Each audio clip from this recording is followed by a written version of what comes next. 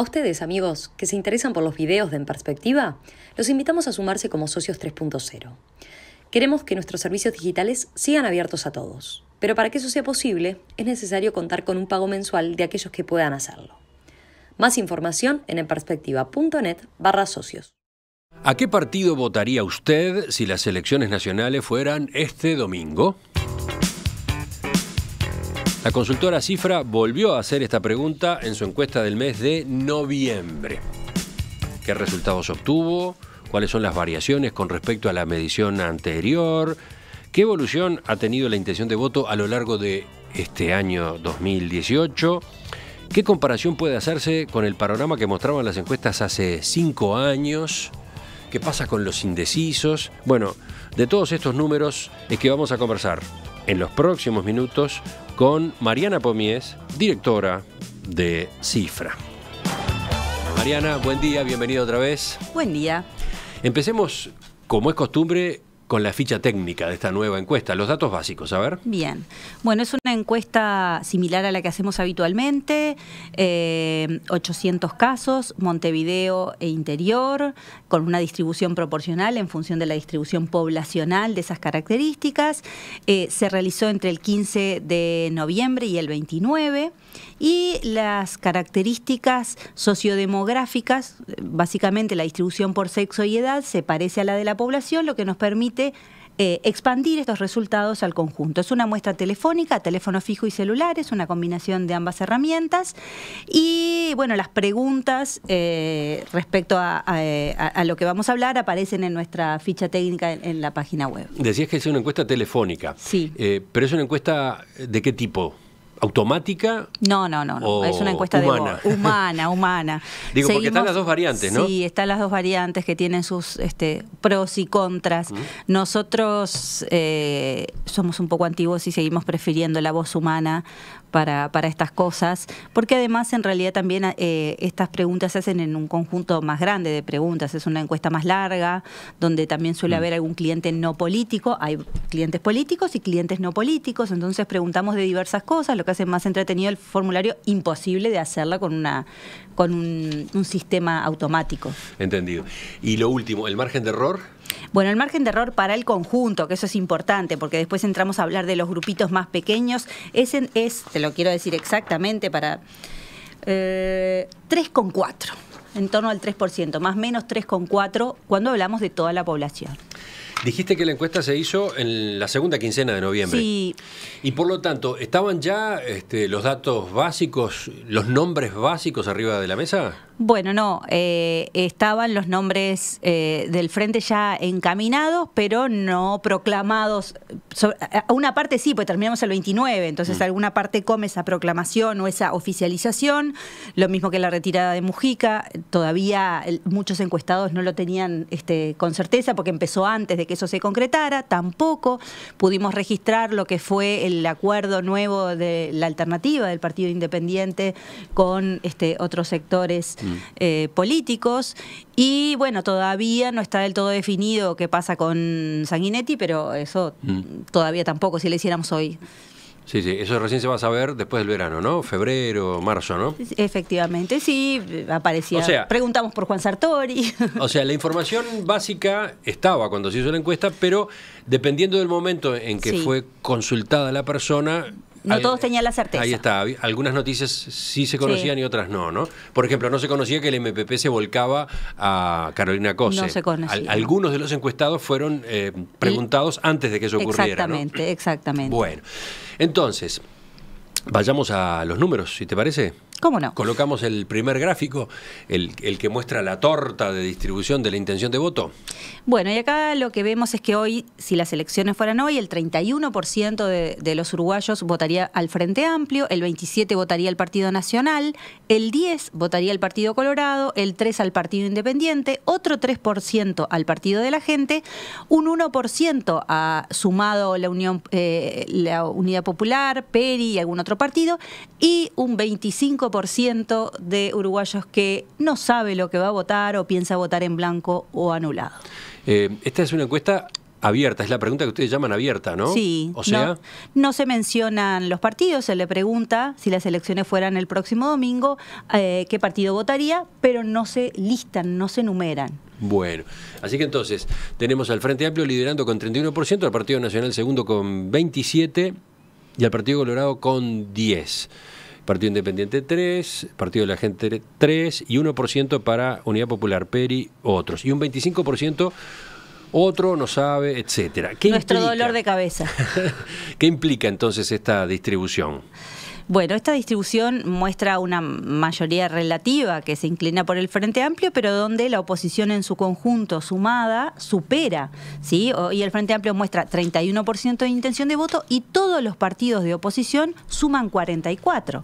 Con lo cual el Frente, pensando siempre en esa segunda vuelta que tenemos en la cabeza los uruguayos, está en minoría frente a la oposición.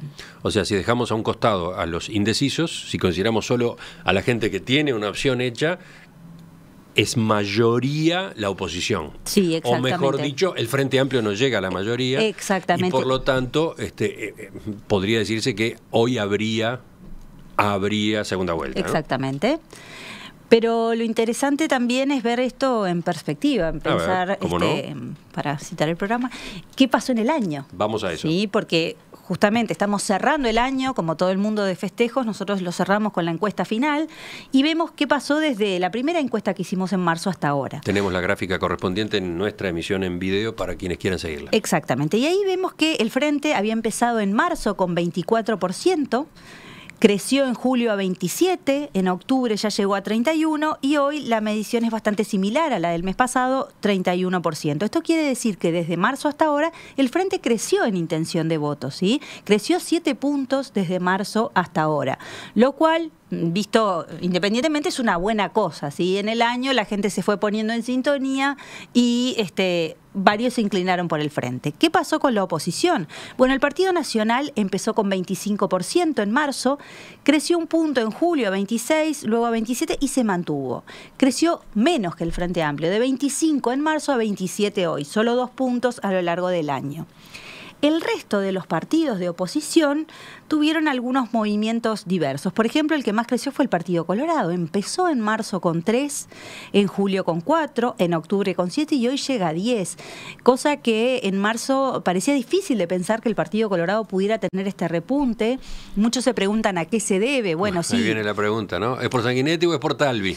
Y bueno, yo creo que los dos colaboran. Indudablemente Sanguinetti es más conocido que Talvi, por lo tanto creo que en este crecimiento aporta más, pero no podemos negar que la figura de Talvi, que todavía le falta bastante para ser identificado, por más que él ha recorrido el país, le agrega un color diferente, un sabor diferente, y hay gente que indudablemente se siente inclinada por Talvi, pero nosotros cuando analizamos estos datos vemos que la figura de Sanguinetti es la más visible y que ha tenido su impacto positivo para el partido, que es lo que él buscaba, ¿no? Así que en esta evolución entre marzo y noviembre, el partido que crece más claramente es el Partido Colorado, porque triplica su intención de voto, proporcionalmente, ¿no? Arrancó sí, con exacto. 3 y ahora está con 10.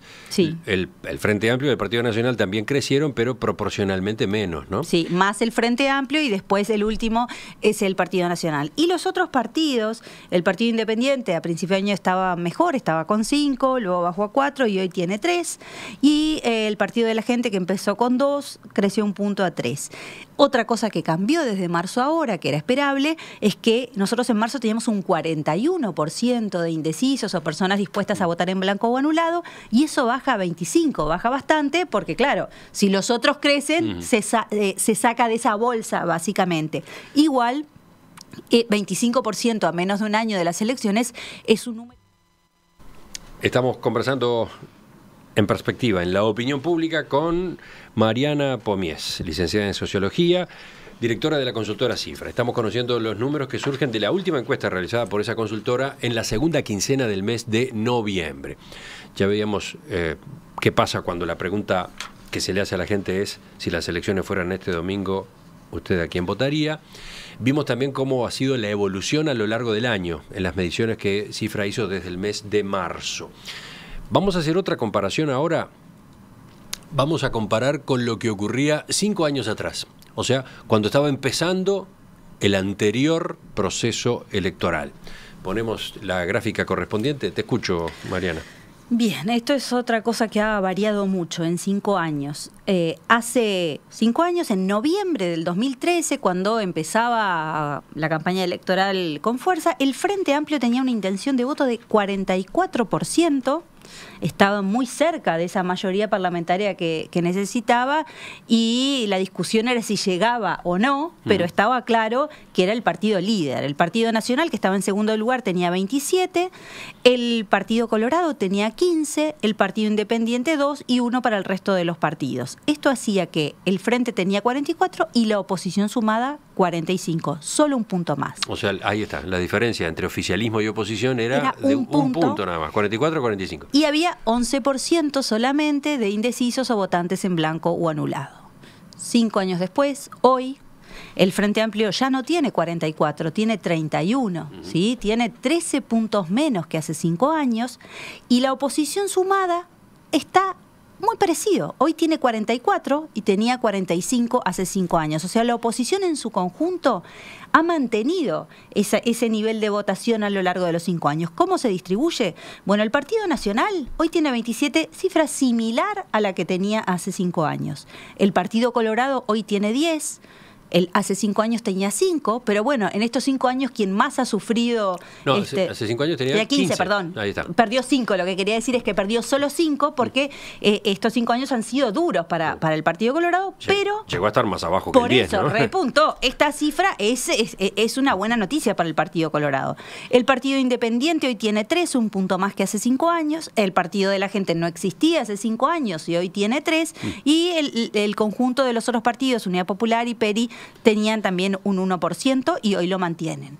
Y otra cosa que cambió es que esos 11 de hace 5 años de indecisos hoy son 25, ¿sí? 14 puntos más. Muy parecido a lo que pierde el Frente Amplio, porque si decimos la oposición se mantiene igual y el que baja sensiblemente es el Frente Amplio, indudablemente quien más ha perdido a ese conjunto de enojados, de gente que quiere cambiar su voto, que no está satisfecha, es el Frente Amplio, que los perdió y quedaron ahí. Los famosos desencantados, es una manera de llamarlos. Tú utilizabas otro término recién, enojados, desilusionados, bueno, sí. hay varias variantes, ¿no? Sí.